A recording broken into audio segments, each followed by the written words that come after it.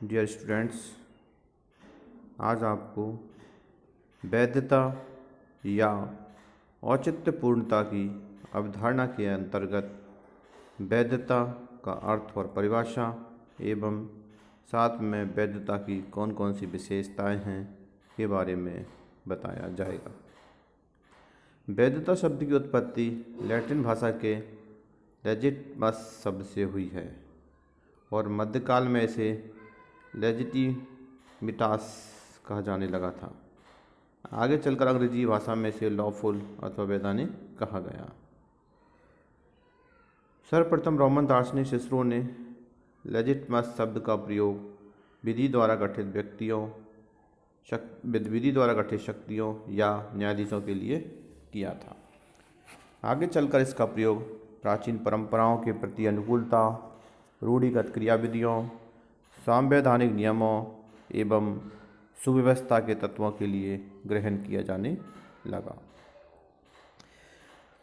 वैधता एक ऐसी अवधारणा है जिसके अंतर्गत एक राजनीतिक व्यवस्था के सामान्य जन को यह विश्वास होता है कि शासनारूढ़ की सत्ता और उसका प्रयोग सामान्य स्वीकृत नियमों और क्रियाविधियों पर आधारित है। अब कुछ राजनीतिक विश्लेषकों द्वारा या विद्वानों द्वारा वैधता की परिभाषाएं दी गई हैं। जैसे कार्ल जे फ्रेडरिक कहते हैं कि वैधता कानूनों और शासकों के न्यायसंगत होने का ऐसा प्रतीक है जो उनकी सत्ता में वृद्धि करता है। एस.एम. लिपसेट के अनुसार वैधता से अभिप्राय व्यवस्था की उस क्षमता से है जिसके द्वारा ये विश्वास उत्पन्न किया और स्थिर रखा जाता है कि प्रचलित राजनीतिक संस्थाएं समाज के लिए सर्वाधिक उचित है। वैधता की उपर्युक्त परिभाषाओं से स्पष्ट होता है कि वैधता वह सहमति या स्वीकृति है जो लोगों द्वारा राजनीतिक व्यवस्था को प्रदान की जाती है। यानी कि वैधता क्या है? एक सहमति या स्वीकृति है जो लोगों द्वारा राजनीतिक व्यवस्था को क्या की जाती है? प्रदान की जाती है। यदि किसी सरकार या राजनीतिक व्यवस्था को लोगों की ऐसी स्वीकृति प्राप्त नहीं होती है तो उस व्यवस्था में वैधता की कमी हो जाती है। अगर उस राजनीतिक व्यवस्था को नहीं मानते हैं तो उस व्यवस्था में क्या होती है? वैधता की कमी हो जाती है और ऐसी सरकार या व्यवस्था लंबे समय तक अस्तित्व में नहीं रह पाती है। सहमति का विचार औचित्यपूर्ण या वैध शासन का सार है। इस सहमति का जो विचार है वो ही क्या है? औचित्यपूर्ण या वैध शासन का क्या है? सार है। अब आता है वैधता की अवधारणा की विशेषताएं। वैधता की अवधारणा की कुछ अपनी विशेषता हैं जो निम्न प्रकार से हैं।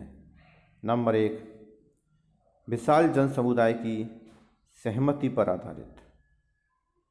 वैधता विशेष वर्ग के व्यक्तियों की सहमति पर आधारित न होकर विशाल जन समुदाय की सहमति पर आधारित अवधारणा है। यानी किसी भी चीज़ की जो विशेषता है वो उसकी परिभाषाओं में स्पष्ट हो जाती है। उन परिभाषाओं के आधार पर ही क्या है उनकी विशेषता निकलती है। जैसे तम्मा की विशेषता पर निकल रही है विशाल जन समुदाय की सहमति पर आधारित।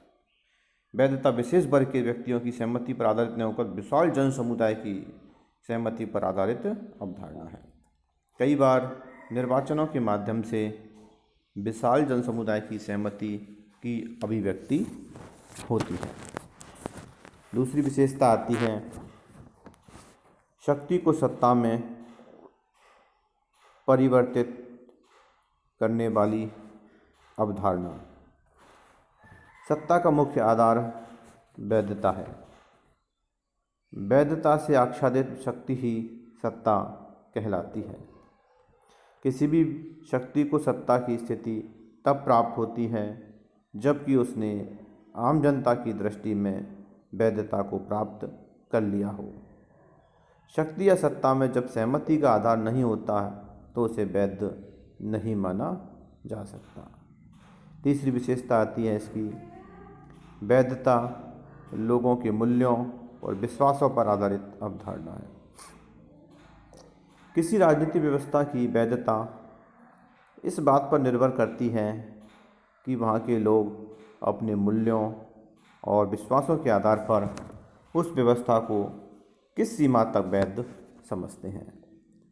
कुछ व्यक्तियों ने अपने संकुचित हितों को सामने रखकर रक्त क्रांति या अन्य किसी अवैधानिक साधन द्वारा शासन शक्ति को अपने हाथ में ले लिया है, तो ऐसे व्यक्तियों की शक्ति को लोगों की स्वाभाविक सहमति प्राप्त नहीं हो सकती।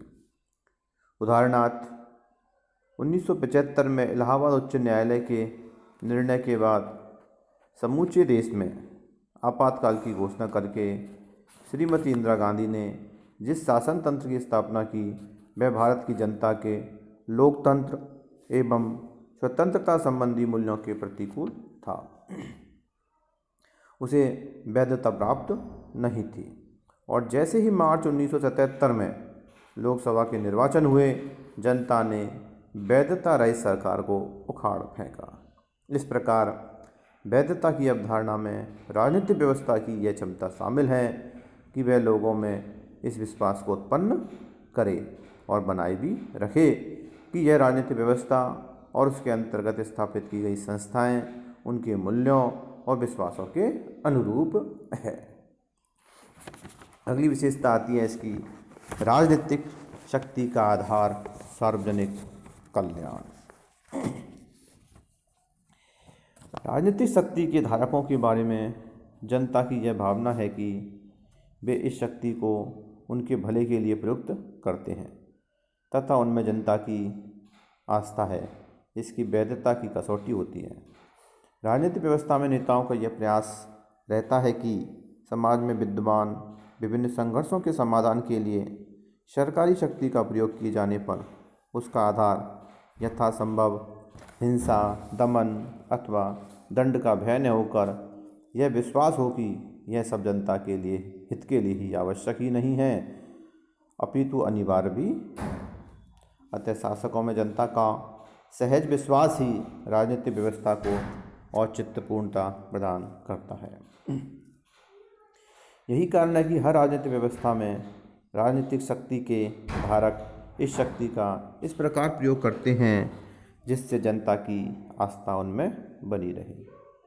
यही कारण है कि तानाशाही व्यवस्थाओं में सैनिक तानाशाहों द्वारा भी चुनाव कराना, विधायिका और न्यायपालिका को बनाए रखना इत्यादि सब राजनीतिक शक्ति की वैधता को ही स्थापित करने के लिए किया जाता है। इस प्रकार वैधता की अवधारणा मुख्यतः सहमति पर आधारित होती है। निष्कर्ष के तौर पर हम फिर कह सकते हैं कि जो वैधता की जो अवधारणा है वो मुख्यतः क्या है, जन सहमति पर आधारित होती है और वैधता वह गुण है जो शक्ति को सत्ता में परिवर्तित कर देता है। किसी राजनीतिक व्यवस्था की वैधता इस बात पर निर्भर करती है कि उसकी कार्यप्रणाली और स्वरूप संबद्ध लोगों के मूल्यों और विश्वासों के अनुकूल है या प्रतिकूल है। हर राजनीतिक व्यवस्था का प्रयास रहता है कि वह वैधता से परिपूर्ण रहे, जनता उसकी सत्ता को स्वीकार करे और उसके आदेशों का स्वाभाविक रूप से पालन करे। जनता को डंडे के जोर से कोई भी शासक लंबी अवधि तक नियंत्रित नहीं रख सकता है।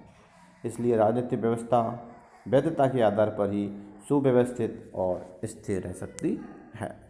धन्यवाद।